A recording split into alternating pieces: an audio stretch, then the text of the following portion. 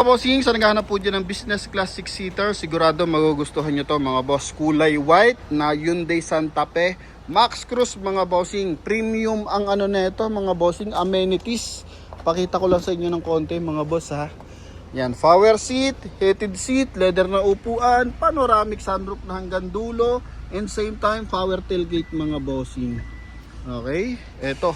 Mileage nito mga bossing 57,000 and 268 kilometers. So ikutan muna natin ng bahagya mga bossing kung gaano kakisig to. So naghahanap dyan ng 6-seater mga boss. Ito yung pagkakataon nyo. 4-wheel drive, naka all disc brake, R19 yung mags, 90% tread life pa mga bossing. Ito yung likod niyan. Ito naman yung interior. Ito yung kanyang ceiling mga boss. Okay, so pag mainit pwede mo isara yan. Pero kung gusto mong ma-enjoy yung mga tanawin, pwede mong i-open ng sagad hanggang dulo. Yan ha. 4-wheel drive, BGT, EBGT yung variant. Max Cruise mga bossing ng Hyundai Santa Fe. Yan, naka-dual exhaust mga bossing.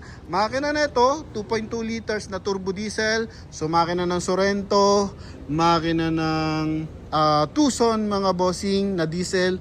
Tapos makina ng Kia Carnival mga boss. I think ganito rin yung makina niyan mga bossing ha.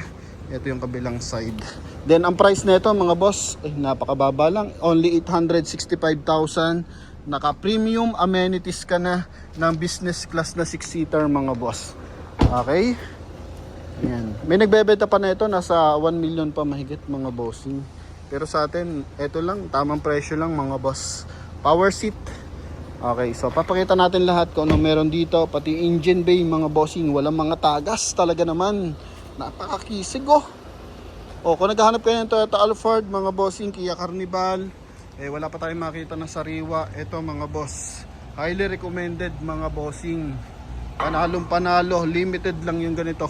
I think per order lang to mga boss I-hazard lang natin ng bahagya mga bossing ha. So kaya madalang tayo mag-upload kasi maselan tayo maghanap ng sasakyan mga boss.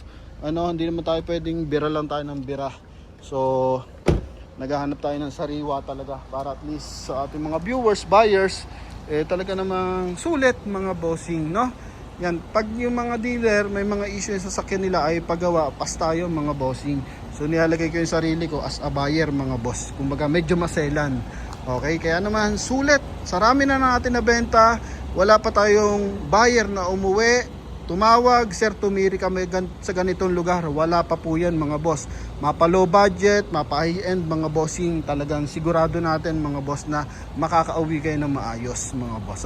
Kung mayroon man mga issue, mga minor, and dinideclare pa natin yan mga boss sa ating bawat vlog mga bossing. Kaya kung ka pa nakapag-subscribe sa atin, mag-subscribe ka na kasi dito mo na makukuha yung iyong dream car. So balik tayo dito sa ating Max Cruise mga boss. Hindi pala ito naka-dual projector mga bossing. Sorry, nabanggit ko kanina sa Facebook, naka-dual projector. Ano pala yan mga boss? Turn signal. So naka-projector headlight pero walang basag yan. Okay mga bossing. Tapos ito yung kanya daytime running light. Pag light naman yung kabilang side. Ito pag light to mga boss. Yan Open natin. Open natin mga bossing. Yan ha.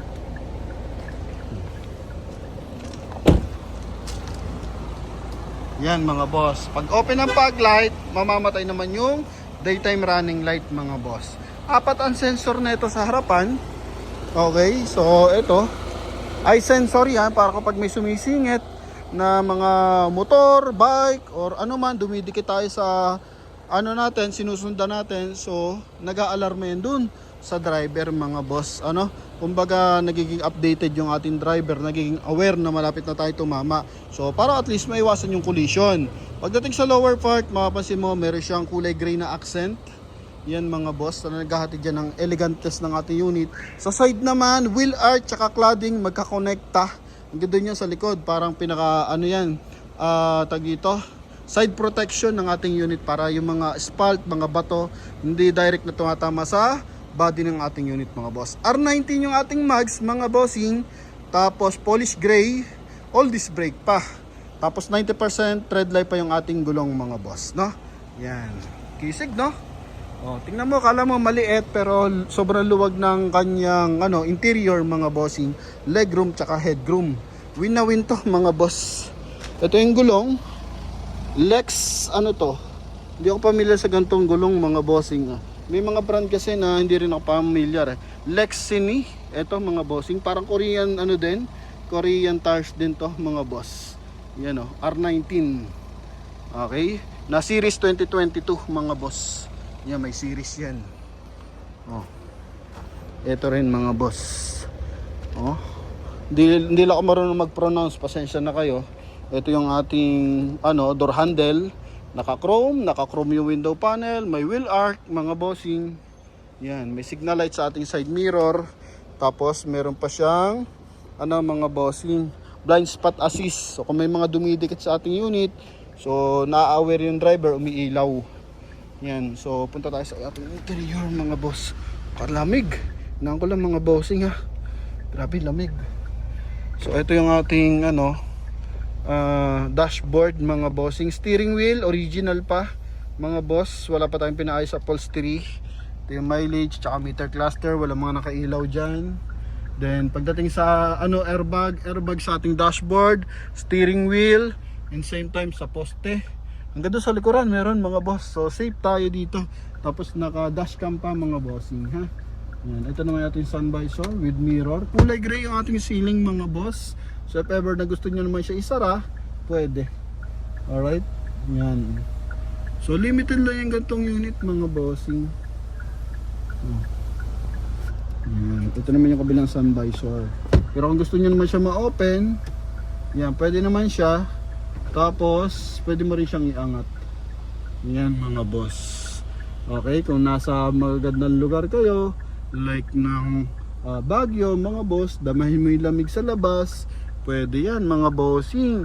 O kaya mga nasa matataas na lugar kayo, yan, so wala lang akong idea kung saan mga lugar yan. Mga La Union siguro, mga Isabela, or ano pa ba, yung sa mga Pagudpod mga bossing. Ganda niyan mga boss, no? Habang nagta-travel kayo ng pamilya nyo. Ito is naka-heated seat. Pag lamig ng aircon, lumalamig din dito mga boss, no? Yan, Max Cruise leather, original leather niya yan, factory leather nga tawagin. Tapos naka-electronic parking assist. Yan, ito i-open mo lang to para magkaroon ng hangin sa likod mga bossing. Ito, magkakaroon ng aircon yan dito mga boss, mga sidings. Dito yan, lalamig yan. Lahat ng side mga bossing ha. Hanggang third row. Yan ang maganda dyan. Then, naka-power, headlight mga bossing. Auto headlight pala, sorry. So, kung dumadaan ka ng mga tunnel, kusa nang iilaw yung ating headlight mga bossing. Kasi nga, naka-auto headlight. Tapos, blind spot assist mga bossing. Departure line assist, ito. Tapos, ito naman is on and off. So, ito yung ating tinatawag na ang basa dyan mga bossing ay auto stop system mga bossing. So ang nangyayari to, ganito sistema, once napupunta tayo saan, nagta-travel tayo sa mga stoplight, kung saan mamatay yung engine, tapos aircon lang yung gumagana, at least mako-consume yung fuel efficient mga bossing, no? Tapos ito naman yung sa ating heated seat. Yan. Okay, sa steering wheel mga boss. Tapos, ito naman mga bossing is yung ating hands-free connection, voice command para sa ating 2D energy system. So, ito may reverse parking camera yan mga boss. Tapos, may pa nga to, CD type, medyo makaluma pa yan, pero at least push start unit. Then, ito mga bossing is naka-electronic parking assist. Ito naman yung kanyang remote mga boss. Pwede mong open yung ating backdoor panel through remote mga boss. Tapos sa baba naman, AUX, USB, 12 volt socket mga bossing ha. Yan. Alright, so ano ba kisig? Limited lang yung gatong unit. Busina. Ang ganda ng busina mga boss. Ito naman yung kanyang second row. Floor matting, urig-urig pa yung floor matting. Yan mga boss. Ito yung kanyang ceiling. Nakatint na yung ceiling yan mga boss ha. May ipuputi pa yan kung sakali. Sobrang luwag ng legroom nito. Then, tapos meron pa siyang sunshade.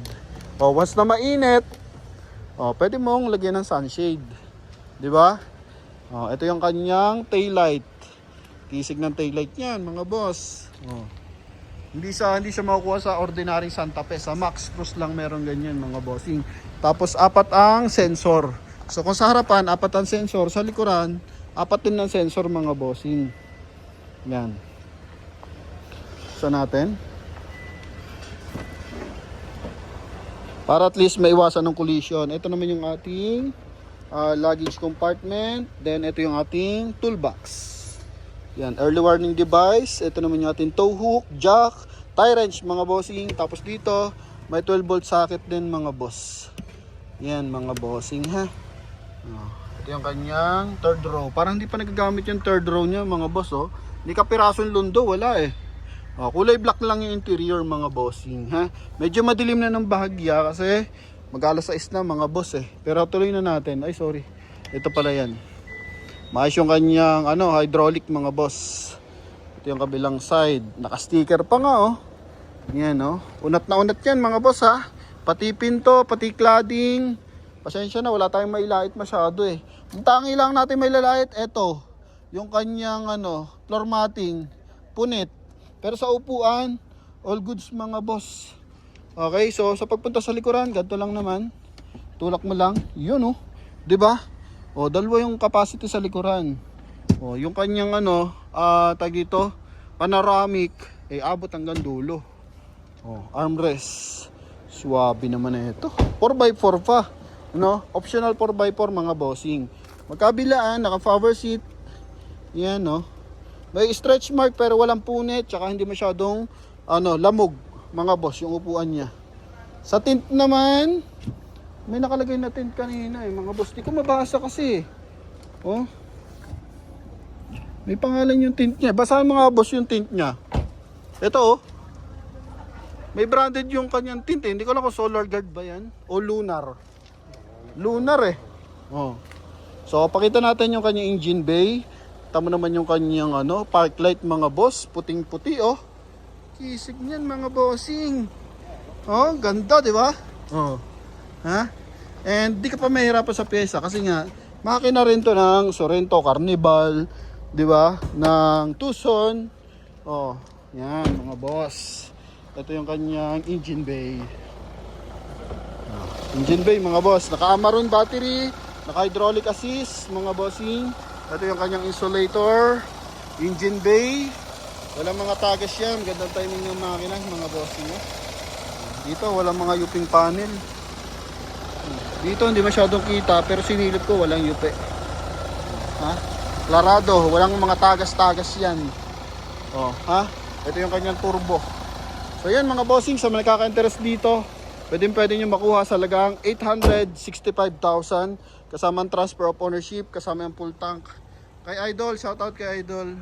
Fans natin for today's video, Yan, so mga tropa pitch yan mga bossing. Sa pampasulyap mga boss, tanggalan natin ng 0.5. Ito. Tingnan naman. Kung hindi ka pa satisfied sa ikot natin, ito papasatisfied ko sa iyo. Yung kanyang power seat, yun heated seat mga bossing. Wala kang makukuha niya sa mga ordinaryong unit dito. Alright, dito lang yan sa Max Cruise. Powerful na side mirror, hindi natin nabanggit. Yan, tingnan mo naman. Power adjust. Dito naman yung switch mga bossing. Yan. Tapos naka memory seat na upuan. Yan. Memory seat na upuan. So pag nakaupo ka dyan, adjust ng kusa yan, depende sa height mo mga boss. Okay, optional ito yung switch ng ating optional 4x4. Naka cruise control mga bossing ha. So yun lang mga boss, sa mga nakaka-interest dito, talaga naman swabe na swabe to mga bossing ha. 865,000, pwede nyo na itong makuha. Okay, nakaano pa to mga bossing, nakakulay white na napakakisig. Sa sunroof pa lang win na win ka na. Sa mga uwi dyan ng Pilipinas, ito mga bossing, I think familiar kayo sa ganitong klaseng unit kasi sa malalaking bansa, Australia, Canada, US, Middle East, mga bossing, Korea, mga boss, dami nito. Yan ha, Max Cruise na Hyundai Santa Fe. So yun lang, thank you, maraming salamat sa paghihintay and sinulit ko naman yung paghihintay nyo mga bossing. Quality yung mga nilalabas nating unit mga boss, no? So thank you.